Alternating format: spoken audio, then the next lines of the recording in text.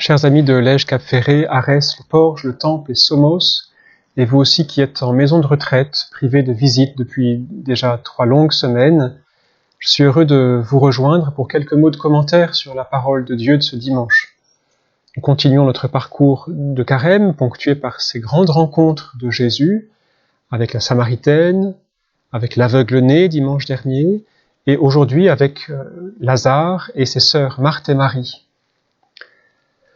À travers Lazare, Jésus vient toucher nos vies là où ça fait le plus mal. Il nous rejoint dans l'expérience la plus obscure, celle de la mort. Une expérience que nous occultons souvent, que notre génération essaie parfois de cacher et qui nous revient en pleine figure ces jours-ci avec les nouveaux chiffres qui tombent chaque soir et tous les drames humains que nous devinons derrière ces chiffres. La mort, dans les textes de ce dimanche, elle a 2 visages. C'est la mort physique d'un ami, Lazare, mais c'est aussi, dans la première lecture d'Ézéchiel, la mort sociale d'un peuple, la dispersion, l'individualisme. Dans l'Évangile, c'est bien sûr la mort au premier sens du mot, la mort du corps. Elle est évoquée avec un réalisme qui nous trouble. Seigneur, il sent déjà.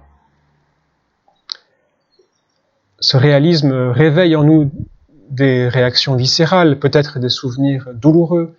Nous ne sommes pas faits pour la mort. Et nous avons beau essayer de l'accepter comme une étape de la vie, cela reste un scandale pour tous. Le reproche que Marthe fait à Jésus nous habite peut-être. Seigneur, si tu avais été là, si tu avais été là quand cet enfant est tombé malade, si tu avais été là quand mon ami a eu son accident, si tu avais été là quand ce malheureux virus a commencé à se répandre, si tu avais été là. Comme Marthe et Marie, nous envoyons parfois des messages au Seigneur. Seigneur, ton ami est malade, viens le guérir, viens. Et notre foi est mise à rude épreuve quand le Seigneur reste en retrait, silencieux. Et pourtant, il est bien là, dans cette expérience de la mort. Il nous l'a prouvé le vendredi saint, il ne s'est pas dérobé, il est l'Emmanuel, Dieu avec nous, même dans cette expérience de la mort. Il est capable de mettre de la lumière même là.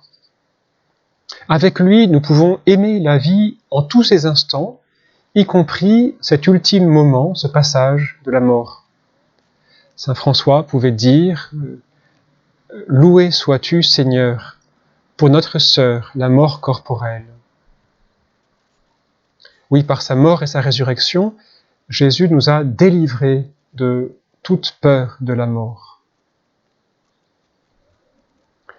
Mais dans les lectures de ce dimanche, la mort a aussi un autre visage. C'est la mort sociale, la mort d'un peuple. La première lecture est une prophétie d'Ézéchiel au VIe siècle avant Jésus-Christ. Elle vient à la suite d'une vision symbolique dans laquelle Ézéchiel voit une vallée remplie d'ossements desséchés. Il n'y a plus aucun espoir de retour à la vie.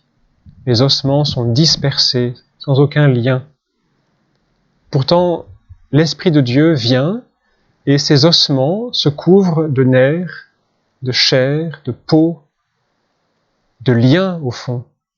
Et la vie reprend. C'est une parabole. Il ne s'agit pas d'abord de parler directement de la résurrection des corps. Il s'agit d'illustrer la résurrection du peuple d'Israël. Sa libération après l'exil à Babylone a été une résurrection sociale. Le prophète annonce que le peuple retrouvera sa terre, son identité, sa liberté, son autonomie, la vie qu'il avait perdue. Toute la révélation de l'Ancien Testament est adressée à un peuple. Et de même, l'annonce de l'Évangile a formé un peuple nouveau, l'Église. La vie nouvelle que nous recevons à notre baptême est une vie communautaire, sociale.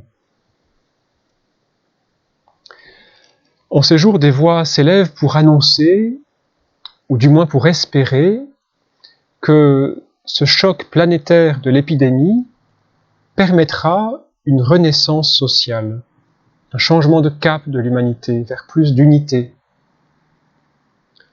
Déjà, la reconnaissance dont nous entourons chaque jour nos soignants et tous les travailleurs qui permettent le fonctionnement de notre pays est un beau signe d'une unité qui se reforme. Il ne faudra pas perdre cet acquis. Que l'Esprit Saint vienne habiter en nous, qu'il nous donne de vivre en ressuscité, qu'il nous délivre de toute peur de la mort et qu'il fasse de nous des artisans d'unité. Amen. Bon dimanche à tous.